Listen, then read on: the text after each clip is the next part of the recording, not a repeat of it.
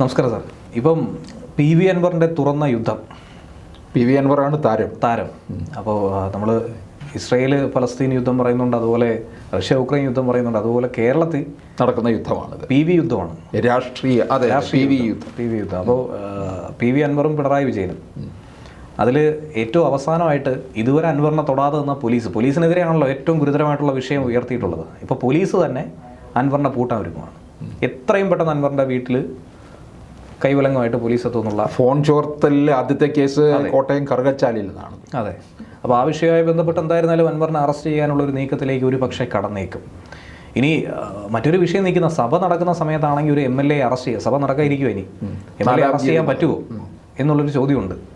Speaker അനുമതി കൊടുക്കാതെ MLA arrest ചെയ്യാൻ പറ്റൂലെന്നാണ് ഒരു ഭാഗത്ത് പറയുന്നത്. ഇനിയിപ്പോൾ സ്പീക്കർ അനുമതി കൊടുത്താലും കൊടുത്തില്ലെങ്കിലും അൻവറിനെ അറസ്റ്റ് ചെയ്യാൻ വകുപ്പുണ്ടെങ്കിൽ, ഗുരുതരമായ കുറ്റമാണെങ്കിൽ അത് മുന്നോട്ട് പോകാൻ തന്നെയാണ് മനസ്സിലാക്കാൻ പറ്റുന്നത്. സഭയ്ക്കുള്ളിൽ കയറി അറസ്റ്റ് ചെയ്യണമെങ്കിൽ അതിനുള്ള അനുമതി സഭ നടക്കുന്ന സമയത്താണെന്നുണ്ടെങ്കിൽ സ്പീക്കർ കൊടുക്കണമെന്നാണ്. ഷംസീർ എന്തായിരുന്നാലും അനുമതി കൊടുക്കുമെന്നുള്ള കാര്യത്തിൽ ഒരു സംശയമില്ലല്ലോ. അതെ. പക്ഷെ ഞാനിപ്പോൾ മനസ്സിലാക്കുന്നത് അൻവർ ഉണ്ടാക്കിയിരിക്കുന്ന ഒരു തരംഗം, അത് മലബാർ മേഖലയിൽ മുസ്ലിം സമുദായത്തിൽ CPMൻ്റെ വോട്ട് കംപ്ലീറ്റ് ആയിട്ട് മാറിപ്പോകുന്ന തരത്തിലാണ് കാണുന്നത്. നിലമ്പൂരിലെ യോഗത്തിൽ CPMൻ്റെ പലരും അവിടെ പങ്കെടുത്തിരുന്നു. അതെ, ആയിരക്കണക്കിന് ആളുകളാണ് പങ്കെടുത്തത്. അത് വി ഗോവിന്ദൻ പറഞ്ഞത്, വി ഗോവിന്ദനാണെന്ന് തോന്നുന്നു പറഞ്ഞിരിക്കുന്നത്, അതൊക്കെ ആ ഒരു താൽക്കാലിക ഒരു ആൾക്കൂട്ടം മാത്രമാണ് എന്നവർ പറഞ്ഞ് രക്ഷപ്പെടുകയാണ് ചെയ്തിട്ടുള്ളത്. അതൊന്നുമല്ല, കോഴിക്കോട് കഴിഞ്ഞ ദിവസം കണ്ടതും ഒരു വൻ ജനാവലിയല്ല. ഇനി അടുത്തതും ഉണ്ടാകും, അത് ഉറപ്പാണ്. മറ്റൊരു കാര്യം ഞാൻ ചോദിക്കട്ടെ, ആയിക്കോട്ടെ, താൽക്കാലികമായ ഒരു ജനാവലി, എല്ലാ മാധ്യമങ്ങളും അവരുടെ പ്രൈം ടൈമിലുള്ള ചർച്ചകളൊക്കെ ഒഴിവാക്കി 2-2.5-3 മണിക്കൂർ നേരം അൻവറിന് വേണ്ടി എല്ലാ ദിവസവും സമയം കൊടുക്കുകയാണ്. അതായത് പറയുന്നു എന്ന് കേൾക്കാൻ വേണ്ടി വാർത്താ സമ്മേളനം പോലും സാധാരണ ആരുടെ ഒരു വാർത്താ സമ്മേളനം 2 മണിക്കൂറൊന്നും നീളത്തില്ല ഒരിക്കലും. ഈ നിലമ്പൂരിലെ സമ്മേളനത്തിന് അതിന് തലേദിവസമായിട്ട് നടന്ന ആ വാർത്താ സമ്മേളനം 2 മണിക്കൂർ എടുത്തു എന്നുള്ളതാണ്. എവിടെ ആരുടെ വാർത്താ സമ്മേളനം ഇങ്ങനെ പോയിട്ടുണ്ട്? ഇനി വാർത്താ സമ്മേളനങ്ങൾ മണിക്കൂറുകളോളം നീണ്ടു പോകാറുണ്ട്. പക്ഷെ മാധ്യമങ്ങൾ ചെയ്യുന്ന ഒരു കാര്യമുണ്ട്, അതിൽ പ്രസക്തമായ ഭാഗം മാത്രം എടുത്ത് വാർത്തയാക്കി. ഇത് മുഴുവൻ സമയവും വാർത്താ സമ്മേളനം കഴിഞ്ഞിട്ടും ആ ലൈവിൽ നിന്ന് അൻവറിൻ്റെ അടുക്കൽ നിന്ന് മാറുന്നില്ല എന്നുള്ളതാണ്. അതിന് തുടർച്ചയായിട്ട് പിന്നെ അൻവറുമായി ബന്ധപ്പെട്ട ചർച്ചകളും തന്നെയാണ് നടക്കുന്നത്. പക്ഷേ ഈ സാധാരണ ജനങ്ങൾ പറഞ്ഞുകൊണ്ടിരിക്കുന്ന കാര്യങ്ങളാണ് അൻവർ പറഞ്ഞത്. അപ്പോൾ അൻവർ MLA ആണ്, ഇടതുപക്ഷത്തിൻ്റെ ഒരാളാണ്, അല്ലേ? അതുകൊണ്ട് വളരെ പ്രാധാന്യമുണ്ട്. ഇപ്പം പിന്നെ പിണറായി ഒരുപാട് പേര് വഴിതെറ്റിക്കുന്നുണ്ട്. പി ശശി വലിയ ഭൂലോക തട്ടിപ്പുകാരനാണ്, അജിത് കുമാറിൻ്റെ ഏറ്റവും വലിയ ക്രിമിനലാണ് എന്നൊക്കെ പറഞ്ഞത്. ഇതൊക്കെ ഒരു പക്ഷേ സാധാരണ ജനത്തിന് ഇപ്പോഴായിരിക്കും പിടികിട്ടിയത്. പക്ഷേ പിണറായി വിജയൻ മരുമകനെയാണ് പ്രീണിപ്പിച്ചുകൊണ്ടിരിക്കുന്നത് എന്ന് ഒക്കെ ഉള്ളത് ജനത്തിന് മനസ്സിലാകുന്ന കാര്യമാണ്. മരുമകനെ മുഖ്യമന്ത്രിയാക്കാനുള്ള നീക്കമാണ് നടത്തുന്നത് എന്നൊക്കെ പറയുന്നുണ്ട്. CPMന് 2 നോട്ടമാണ് ഉണ്ടായിരുന്നത്. ഒന്ന്, ലീഗിനെ ഇങ്ങോട്ടേക്ക് കൊണ്ടുവരിക.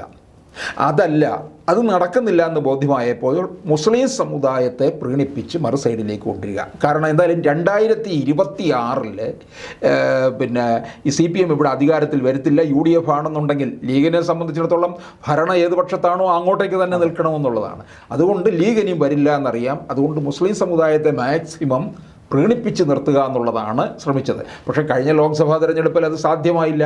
കാരണം ഇത്തരത്തിലുള്ള BJP ബന്ധം ഒക്കെ കണ്ടുകൊണ്ട് മുസ്ലിം സമുദായം അകന്നു എന്നുള്ളതാണ് ഇതിനകത്തെ വേറൊരു കാര്യം. ഇനി മറ്റൊരു വസ്തുതയിലേക്ക് കടക്കുകയാണെങ്കിൽ, ഒരു 10 വർഷക്കാലമായി, അതായത് 2014 മുതൽ ഇപ്പോൾ 2024 വരെ CPMൻ്റെ ഒരു ട്രംപ് കാർഡാണ് സ്വതന്ത്ര MLA-മാരെന്ന് പറയുന്നത്. നമുക്കറിയാം, ഈ PV അൻവർ, KT ജലീൽ, ഇതൊക്കെ തന്നെ സ്വതന്ത്ര MLA-മാരാക്കി ഇവരെ ഇറക്കുന്നതിലൂടെ അവർക്ക് അവിടെ ഒരു വ്യക്തിപ്രഭാവമുണ്ട്, അത് വോട്ടായി മാറും. അതോടൊപ്പം CPM പിന്തുണ കിട്ടുമ്പോൾ CPM വോട്ടുകൾ അവർക്ക് കിട്ടും, ഒപ്പം മതന്യൂനപക്ഷങ്ങളുടെ വോട്ട് കിട്ടും. അങ്ങനെ ഒരു വലിയ പദ്ധതിയാണ് മലപ്പുറം സ്ട്രാറ്റജി എന്നൊക്കെയാണ് അതിനെ പലരും രാഷ്ട്രീയ നിരീക്ഷകരൊക്കെ തന്നെ പറയുന്നത്. ഇതേ സ്ട്രാറ്റജിയാണ് പ്രയോഗിച്ചുകൊണ്ടിരിക്കുന്നത്. ഇനി ഇപ്പോൾ സംഭവിച്ചതിൽ 2 ജില്ലകളെ, അതായത് മുഖ്യമന്ത്രി മലപ്പുറം ജില്ലയെ ഒറ്റതിരിഞ്ഞ് ആക്രമിച്ചു എന്ന വിവാദമൊക്കെ തന്നെ ഇപ്പോൾ കത്തി നിൽക്കുന്നുണ്ട്. എന്നിരുന്നാൽ പോലും ജില്ല കേന്ദ്രീകൃതമായി പറയേണ്ട ചില വസ്തുതയുണ്ട്. ഒന്ന് മലപ്പുറം, രണ്ടാമതായി ഞാൻ കോഴിക്കോടിനെ കുറിച്ചും പറയുന്നുണ്ട്. മലപ്പുറം ജില്ലയെ സംബന്ധിച്ച് നോക്കുകയാണെങ്കിൽ, ഇപ്പോൾ അൻവർ ഇങ്ങനെ ഒരു പൊതുസമ്മേളനം നിലമ്പൂർ ചന്തമുക്കിൽ വിളിക്കുന്നു, ആയിരക്കണക്കിന് ആളുകൾ പങ്കെടുക്കുന്നു. ഞാൻ ഓർത്ത ഒരു കാര്യമേ ഉള്ളൂ, ഏകദേശം 1 വർഷം മുമ്പ് നവകേരള സദസ്സ് മുഖ്യമന്ത്രി നടത്തിയിരുന്നു. കാസർഗോഡ് തൊട്ട് തിരുവനന്തപുരം വരെ നടത്തിയതാണ്. ഇവിടെയെങ്കിലും ഇത്രയധികം ജനത്തെ കണ്ടു? അവിടെ ജനം ഇല്ലായിരുന്നല്ലോ, കാരണം ആൾക്കാരെയൊക്കെ ഓടിക്കുകയല്ലായിരുന്നു. ഇനി ഇതല്ലാതെ കുടുംബശ്രീ പ്രവർത്തകരായിക്കോട്ടെ, സർക്കാർ ഉദ്യോഗസ്ഥരായിക്കോട്ടെ, അവരോടൊക്കെ തന്നെ നിർബന്ധമായിട്ടും എത്തണമെന്ന് ആവശ്യപ്പെടുന്നു. സ്കൂളിലെ പിള്ളേരെ ആണെങ്കിൽ നിർബന്ധപൂർവ്വം പിടിച്ച് പരിപാടിക്ക് കൊണ്ടിരുത്തുന്നു. ഇവിടെ അൻവർ പറഞ്ഞത് എത്ര 50 കസേര ഇട്ടാൽ മതി. അതെ, കുറച്ച് കാര്യങ്ങൾ പറയാനുണ്ട്. അതെ, അൻവറും ഒരു പക്ഷേ ഉദ്ദേശം എന്തായിരിക്കും എന്ന് വെച്ചാൽ, ഒരു പൊതുസമ്മേളനം വിളിക്കുന്നു, 1000 പേര് തടിച്ചു കൂടുന്നു, അതല്ല കൂടുതൽ ഫലപ്രദമായിട്ടുള്ളത്. ഒരു വാർത്താ സമ്മേളനം വിളിക്കുന്നു, ലക്ഷക്കണക്കിന് ആളുകൾ കാണുന്നു. ഇതാണ് അൻവർ മനസ്സിൽ അതേ ഉദ്ദേശമുള്ളൂ. ഈ 50 പേര് മാത്രം, അല്ലെങ്കിൽ 100 പേര്, അല്ലെങ്കിൽ 200 പേരായിക്കോട്ടെ, ഇതെന്തായാലും കേരളത്തിലെ സകല ചാനലുകളിൽ ലൈവായിട്ട് കൊടുക്കുമെന്ന് പറയാം. അതിനോടൊപ്പം തന്നെ ഓൺലൈൻ ചാനലും എല്ലാം ഇത് കൊടുത്തുകൊണ്ടിരിക്കും. തീർച്ചയായും. അപ്പോൾ പിന്നെ എത്ര പേരാണ് ഇത് കാണുന്നത്, എത്ര ലക്ഷം പേര് ഇത് കാണുന്നു എന്നുള്ളതാണ്. അതിലൂടെ തന്നെ ആദ്യമേ വ്യക്തമായൊരു കാര്യമുണ്ട്, മലപ്പുറം CPM പ്രതീക്ഷിച്ചതുപോലെ അല്ല. കാര്യം അവിടുത്തെ ജനതയെ, അവിടുത്തുകാരുടെ ഒരു പ്രത്യേകതയുണ്ട്. അതായത് ഞാൻ ഈ മേഖലയിലൊക്കെ തന്നെ യാത്ര ചെയ്തപ്പോൾ മനസ്സിലാക്കാൻ പറ്റിയൊരു കാര്യമാണ്, പ്രാദേശികമായൊരു വികാരമാണ്. സ്നേഹിച്ചാൽ നക്കിക്കൊല്ലും, ഉപദ്രവിച്ചാൽ അതിനുള്ള പണി അവർ ഉറപ്പായി കൊടുത്തിരിക്കും. ഇപ്പോൾ അവരെ ഉപദ്രവിക്കുന്ന രീതിയിലേക്ക്, അവരെ വേദനിപ്പിക്കുന്ന അല്ലെങ്കിൽ അവരെ ഒറ്റപ്പെടുത്തുന്ന രീതിയിലേക്കുള്ള മലബാർ ഏറ്റവും വലിയ ക്രിമിനലുകളുടെ ഇടമാണ് എന്നുള്ള ഒന്നുണ്ട്. ഒരു കൊള്ളസങ്കേതം നടക്കുന്ന ഇടമായി ഇപ്പോൾ ചിത്രീകരിക്കപ്പെട്ടിട്ടുണ്ട്. അവിടം കേന്ദ്രീകരിച്ച് സ്വർണ്ണക്കടത്ത് നടക്കുന്നു. ഇങ്ങനെ ഒരു സംഭവം ഉണ്ടെങ്കിൽ നമുക്ക് കണ്ണൂർ വിമാനത്താവളമുണ്ട്, കരിപ്പൂരുണ്ട്, നെടുമ്പാശ്ശേരിയുണ്ട്, തിരുവനന്തപുരമുണ്ട്. മറ്റെങ്ങും കേൾക്കാത്ത തരത്തിലുള്ള സ്വർണ്ണവേട്ട മലപ്പുറം കേന്ദ്രീകരിച്ച് നടക്കുന്നു. ഇത്രയും കാലം അത് സംഭവിച്ചു. ഇതൊന്നും മുഖ്യമന്ത്രി അറിഞ്ഞില്ലെന്ന് പറഞ്ഞാൽ എങ്ങനെ വിശ്വസിക്കാൻ പറ്റും? മുഖ്യമന്ത്രി പറയുന്നത് കറക്റ്റ് കണക്കും കറക്റ്റ് കാര്യങ്ങളും നിരത്തിയൊക്കെ തന്നെയാണ് ഒരു വാർത്താ സമ്മേളനം സംഘടിപ്പിച്ചത്.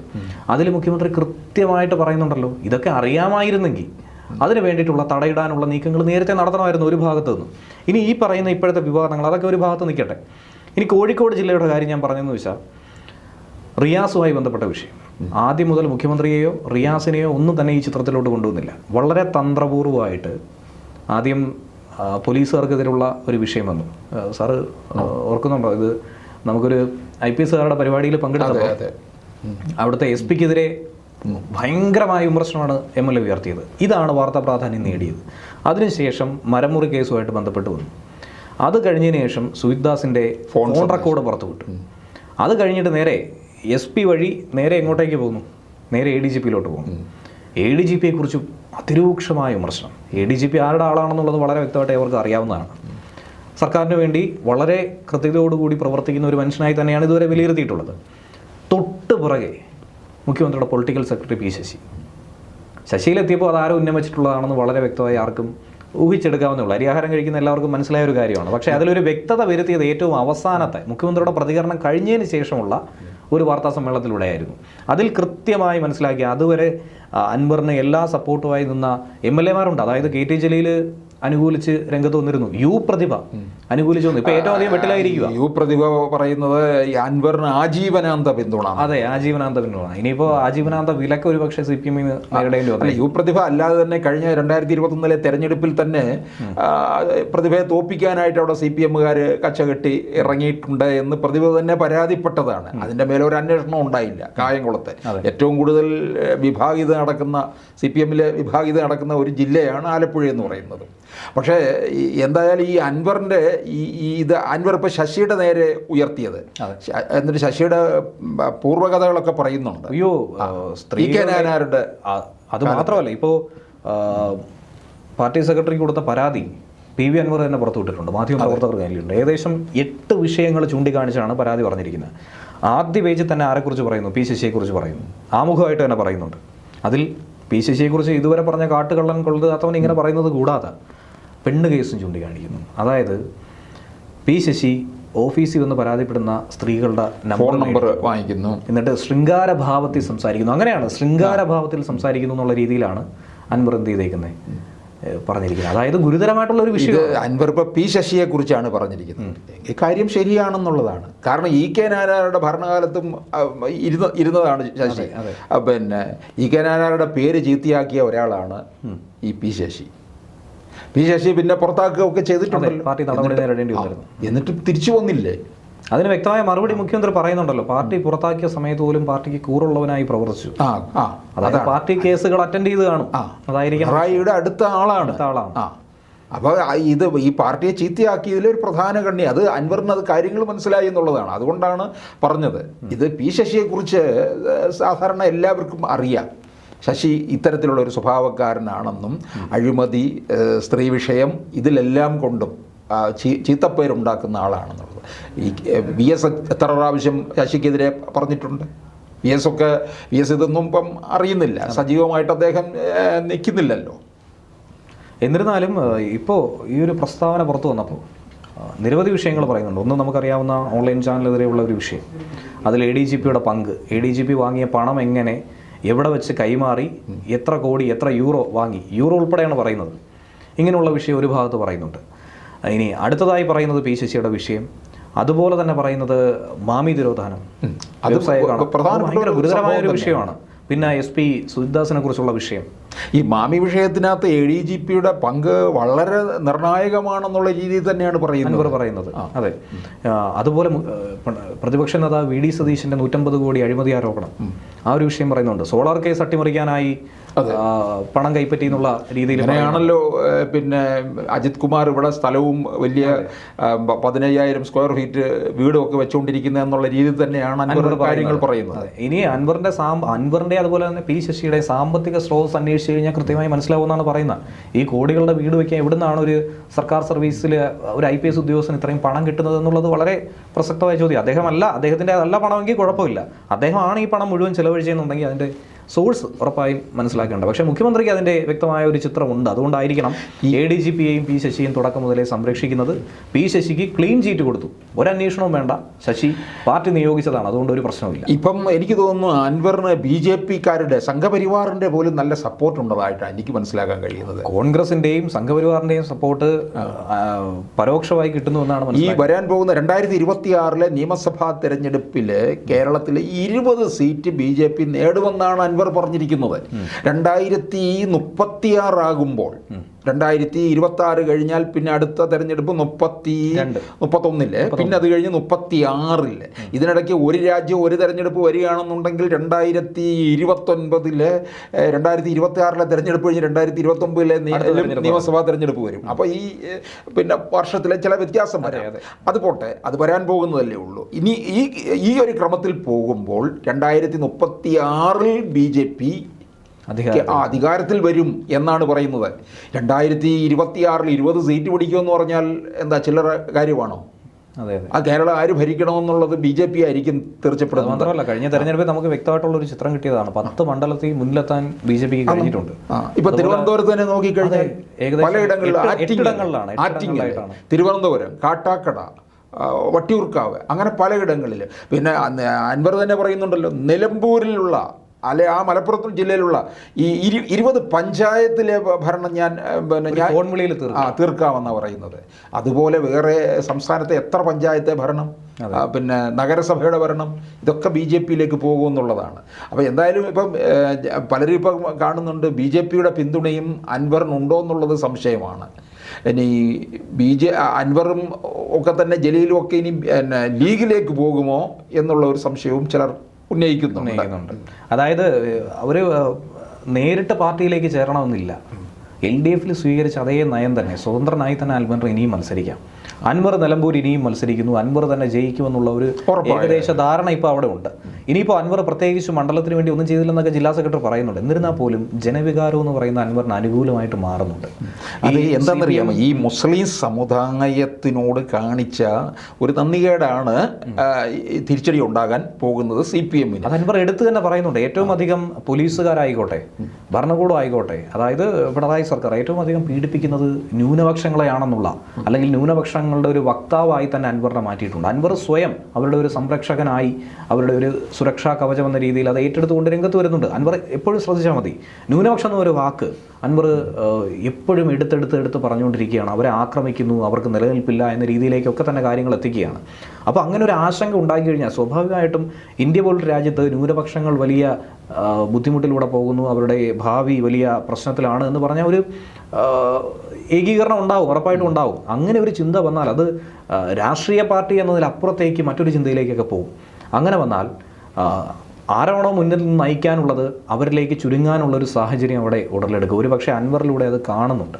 ഇനി അടുത്ത തെരഞ്ഞെടുപ്പിലും പ്രകടമായിട്ടത് അടുത്ത തെരഞ്ഞെടുപ്പ് കൃത്യമായിട്ടുള്ള ജനവിധി തന്നെയായിരിക്കും. ഉറപ്പായും ഇതൊന്നും ജനങ്ങൾ മറക്കുമെന്ന് പ്രതീക്ഷിക്കേണ്ട. അല്ല, അൻവർ വളരെ ലൈവായിട്ട് നിൽക്കുകയല്ലേ, കാര്യങ്ങൾ വളരെ മുമ്പോട്ട് ശക്തമായിട്ട് കാര്യങ്ങൾ പറഞ്ഞ് നന്നായിട്ട് അത് കൺവേ ചെയ്യിക്കുന്നുണ്ടെന്നുള്ളതാണ്. ഇനി അൻവറിൻ്റെതായിട്ട് നമുക്ക് തന്നെ അറിയാം, നമ്മൾ ഒട്ടനവധി എനിക്ക് തോന്നുന്നു അൻവറിനെതിരെ ഏറ്റവും കൂടുതൽ വാർത്ത കൊടുത്തിട്ടുള്ള സാറ്റലൈറ്റ് മാധ്യമങ്ങളെക്കാളും ഓൺലൈൻ മാധ്യമങ്ങളാണ് നമ്മൾ മുന്നിട്ട്. അൻവർ കഴിഞ്ഞ ലോക്സഭാ തെരഞ്ഞെടുപ്പിന് ലോക്സഭാ തെരഞ്ഞെടുപ്പിലൊക്കെ തന്നെ ഈ BJPക്കും RSSനും ഒക്കെ എതിരെ വളരെ കേന്ദ്ര നേതൃത്വത്തിന് ഫാസിസം എന്നൊക്കെ പറഞ്ഞ് രാഹുൽ ഗാന്ധിയുടെ DNA പരിശോധിച്ചു. അതെ. അപ്പോൾ ഈ സാഹചര്യത്തിൽ എനിക്ക് കൂടി പറയാനുള്ളൊരു വിഷയം, നമ്മൾ പോലും നമ്മുടെ പേരെടുത്ത് പോലും അൻവർ ഒരു ഘട്ടത്തിൽ പല ഘട്ടത്തിൽ പോസ്റ്റുകളൊക്കെ ഇട്ടിട്ടുള്ളതാണ്. അപ്പോൾ അൻവറിനെ ശക്തമായി വിമർശിച്ചിട്ടുണ്ട് പല വിഷയങ്ങൾ, പാർക്കിൻ്റെ വിഷയമായിക്കോട്ടെ, മറ്റേ ഭൂമിയുടെ വിഷയമായിക്കോട്ടെ, അങ്ങനെയുള്ള പല വിഷയങ്ങളിലായി വിമർശിച്ചിട്ടുണ്ട്. അത് ശരിയാണ്, അത് ഒരു മാധ്യമ ധാർമ്മികത എന്ന രീതിയിൽ അൻവർ ചെയ്തത് ശരിയല്ല എന്ന് ചൂണ്ടിക്കാട്ടാനുള്ള വിഷയം പലപ്പോഴും ഉയർത്തിയിട്ടുണ്ട്. പക്ഷേ ഇപ്പോൾ അൻവർ ചെയ്യുന്നതിനോട് ശരിയായ ഒരു മാതൃകയാണെന്നുള്ള തോന്നൽ ജനങ്ങൾക്കിടയിൽ ഉണ്ടാക്കിയെടുക്കാൻ അൻവറിന് സാധിക്കുന്നുണ്ട്. ഇനി മറുഭാഗത്ത് അൻവർ തന്നെ പറയുന്നുണ്ട് ജീവൻ ആപത്തിലാണെന്ന്. അന്ന് ഈ പ്രസ്താവനയൊക്കെ തന്നെ നടത്തിയ സമയത്ത് ജീവൻ ആപത്താന്നുള്ളത് തെളിയിക്കുക തന്നെയാണ് ചെയ്തിട്ടുള്ള കാര്യം. നിലമ്പൂർ MLA, ആ MLAക്കെതിരെ കൊലവിളി പ്രസംഗമായിട്ട് CPMകാർ തന്നെ രംഗത്ത് വരികയാണ്. ഈ കൊലവിളി നടത്തിയ CPMകാരെ വോട്ട് കിട്ടിയിട്ടാണ് അൻവർ അവിടെ ജയിച്ചെന്നുള്ളത് അവർ പോലും മറക്കുകയാണ്. എന്തിനു വേണ്ടിയിട്ട്? പാർട്ടിക്കെതിരെ തിരിയുന്നു എന്ന രീതിയിലാണ്. അൻവർ ഒരിക്കലും പാർട്ടിക്കെതിരെ തിരിഞ്ഞിട്ടില്ല. അൻവർ തിരിയുന്നത് ADGPക്കെതിരെയും P ശശിക്കെതിരെയും പുഴുക്കുത്തുകൾ എന്നാണ് പറയുന്നത്. അപ്പോൾ ഇത്രയും കാലം മലപ്പുറം ജില്ലാ സെക്രട്ടറി പറഞ്ഞിരിക്കുന്ന ഒരു വിഷയം, അൻവർ ആദ്യത്തെ 5 കൊല്ലം സ്ഥലത്തില്ലായിരുന്നു. അൻവർ ഒരു വികസന പ്രവർത്തനങ്ങൾ അവിടെ ചെയ്തു. ആഫ്രിക്കയിലെ സ്വർണ്ണ ഖനനമല്ലേ, ശരി ആയിക്കോട്ടെ. 5 കൊല്ലം അൻവർ അവിടെ ഇല്ല എങ്കിൽ എന്തിന് അൻവറിനെ പിന്തുണച്ചു? പിന്നെ ഇത്രയും കാലം രണ്ടാമത് നിന്നു. ഇത്രയും കാലം എന്തുകൊണ്ട് ഇതൊക്കെ മറച്ചു വെച്ചു? എന്തുകൊണ്ട് പരാതിപ്പെട്ടില്ല? എന്തുകൊണ്ട് തിരുത്താൻ നോക്കിയില്ല? എന്തുകൊണ്ട് കാര്യങ്ങൾ പറഞ്ഞ് പഠിപ്പിച്ചില്ല? 10 കൊല്ലം ഉണ്ടായിട്ടും നന്നാക്കിയെടുക്കാൻ പറ്റില്ല എന്നാണ് ഈ സ്വതന്ത്രന്മാർ CPMന് തലവേദനയാകുന്നത്. ഇപ്പം ഇതാണെന്ന് തോന്നുന്നു ഏറ്റവും കൂടുതൽ തലവേദനയായിട്ടുള്ളത്. ഇനി ഏറ്റവും പ്രധാനപ്പെട്ടതെന്ന് വരായിരിക്കുന്നു, ഒക്ടോബർ 2-ാം തീയതി പുസ്തക പ്രകാശനം നടത്തിയിട്ട് KT ജലീൽ ചില തുറന്നു പറച്ചിൽ നടത്തുന്നുണ്ട്. അപ്പോൾ എന്തായിരുന്നാലും സജീവ തിരഞ്ഞെടുപ്പ് രാഷ്ട്രീയത്തിൽ ഇല്ല എന്ന് പ്രഖ്യാപിച്ചു കഴിഞ്ഞു നേരത്തെ തന്നെ. ഇനി ഉണ്ടാകുന്ന ഒരു പോരാട്ടമായിരിക്കും. KT ജലീലിനെ വളരെ കൊട്ടിഘോഷിച്ചാണ് LDFിലേക്ക് കൊണ്ടുവന്നത് തന്നെ. കാരണം ആദ്യം കുഞ്ഞാലിക്കുട്ടിയെ ആണ് തോൽപ്പിക്കുന്നത്. കുറ്റിപ്പുറം നിയോജക മണ്ഡലമാണ്. അന്ന് ഐസ്ക്രീം കേസിന് ശേഷം അങ്ങനെ കുഞ്ഞാലിക്കുട്ടിയെ തോൽപ്പിച്ചത് അതൊരു വലിയ കോളിളക്കം തന്നെ ആയിരുന്നു കേരളത്തിനകത്ത്. അപ്പോൾ അങ്ങനെ വന്ന KT ജലീലാണ്. അപ്പോൾ ഏറെ പ്രതീക്ഷയോടുകൂടിയാണ് ഇവർ കൊണ്ടുവരുന്നതൊക്കെ. അതുകൊണ്ട് ജലീലിനി പറയുന്നതിലും വലിയ പ്രതീക്ഷ ഉണ്ടെന്ന്. ഇനി വ്യക്തമായിട്ടൊരു കാര്യം, ഒരു സന്ദേശം ഏവർക്കും മനസ്സിലാവുന്നു. ഞാനൊരു മാധ്യമ വിദ്യാർത്ഥി എന്ന രീതിയിൽ തന്നെ ഞാൻ നിരീക്ഷിച്ചപ്പോൾ എനിക്ക് മനസ്സിലായ ഒരു കാര്യം എന്ന് പറയുന്നത്, ഈ നമ്മുടെ PV അൻവർ പറയുന്നു അൻവറിനെ ചതിച്ചു, വഞ്ചിച്ചു. ഇതേപോലെ തന്നെ ജലീലിനും പരാതിയുണ്ട്. കൃത്യമായി പറഞ്ഞാൽ ലോകായുക്ത വിധി വന്ന് മന്ത്രിസ്ഥാനം വേണ്ടെന്ന് രാജിവെക്കേണ്ടി വന്നു ജലീലിന്. അങ്ങനെ ഒരു സാഹചര്യം അവിടെ ഉണ്ടായി. ശരി, രാജിവെച്ചു. തൊട്ടു പുറകെ അടുത്ത വാള് വന്നത് മുഖ്യമന്ത്രി പിണറായി വിജയന്റെ തലയ്ക്ക് നേരെയാണ്. അപ്പോഴേ ലോകായുക്തയുടെ നിയമങ്ങൾ ചിറകരിയാനായിട്ട് മുഖ്യമന്ത്രി തത്രപ്പാട് കാട്ടി പല തരത്തിലുള്ള പുകിലാണ് കാട്ടിയത്. ഒരു പക്ഷേ ഇന്ന് ചിറകരിഞ്ഞു. കാര്യങ്ങൾ എങ്ങനെയെന്നുള്ളത് നമുക്കറിയാവുന്നതാണ്. ഇന്നൊരു പക്ഷേ ജലീൽ വിചാരിക്കുന്നുണ്ടായിരിക്കും, അന്ന് വളരെ തിടുക്കപ്പെട്ട ഒരു നീക്കം നടത്തിയിരുന്നെങ്കിൽ ഒരുപക്ഷെ എൻ്റെ കസേര കൂടി സംരക്ഷിച്ചുകൂടായിരുന്നു എന്നാണ് ചോദ്യം. എന്നെ ചതിക്കുവല്ലേ ചെയ്തിരിക്കുന്നത്? ഇങ്ങനെ ഒരു ചോദ്യം സ്വാഭാവികമായിട്ടും ജലീൽ ചോദിച്ചാൽ അതിന് കുറ്റം പറയാൻ പറ്റത്തില്ല. അപ്പോൾ ഇത് തന്നെ ഇത്തരത്തിലുള്ള പ്രശ്നങ്ങളാണ് ഇവരെയൊക്കെ പാർട്ടിയിൽ നിന്ന് പാർട്ടിയോടുള്ള അനുഭാവത്തിൽ നിന്ന് അകറ്റിയതെന്നുള്ളതാണ്. പക്ഷേ ഇപ്പോഴും അൻവർ പറയുന്നതനുസരിച്ച് ജലീലും പറയുന്നുണ്ട്, CPM സഹയാത്രികനായി ഞാൻ ഉറപ്പായും ഉണ്ടാവുന്നുണ്ട്. അവർ ഈ പ്രസ്ഥാനത്ത് വിശ്വസിക്കുന്നുണ്ട്, കമ്മ്യൂണിസ്റ്റ് പാർട്ടിയിൽ വിശ്വസിക്കുന്നുണ്ട്, പ്രസ്ഥാനത്തിൽ വിശ്വസിക്കുന്നുണ്ട്. പക്ഷേ നേതൃതലത്തിലുള്ളവരോടുള്ള വിശ്വാസവും കൂറും നഷ്ടപ്പെട്ടു എന്ന്, പ്രത്യേകിച്ച് പിണറായി വിജയനോടുള്ള. അതെ. അപ്പോൾ ഇതുവരെ മുഖ്യമന്ത്രി പുലർത്തിയിട്ടുള്ള ഒരു നീക്കം അതുതന്നെ ആയിരിക്കണം ഈ തിരിച്ചടിക്കുള്ള കാരണം. കാര്യം എല്ലാം അറിഞ്ഞിട്ടും ഒന്നും കാണാതിരിക്കുന്ന കാരണഭൂതനായതുകൊണ്ടായിരിക്കണം കണ്ണു തുറപ്പിക്കാനായി മാധ്യമങ്ങളുടെ കൂട്ടുപിടിക്കേണ്ടി വന്നത്. ഇത്രയും നാൾ മാധ്യമങ്ങളെ കല്ലെറിഞ്ഞുകൊണ്ടിരുന്ന അൻവറാണ് ഇപ്പോൾ ഒരു മാധ്യമ ഫോബിയ, വാർത്താ സമ്മേളന ഫോബിയ ഒക്കെ തന്നെ ഉണ്ടായിരിക്കുന്നത്. എന്തിനുള്ള പടപ്പുറപ്പാടാണ് എന്നുള്ളത് കൃത്യമായി മുഖ്യമന്ത്രിക്ക് അറിയാം. അല്ല, ഇതിനുള്ള ഓരോ നീക്കവും വലിയ ചലനം ഉണ്ടാക്കുമെന്നതിൽ സംശയമില്ല.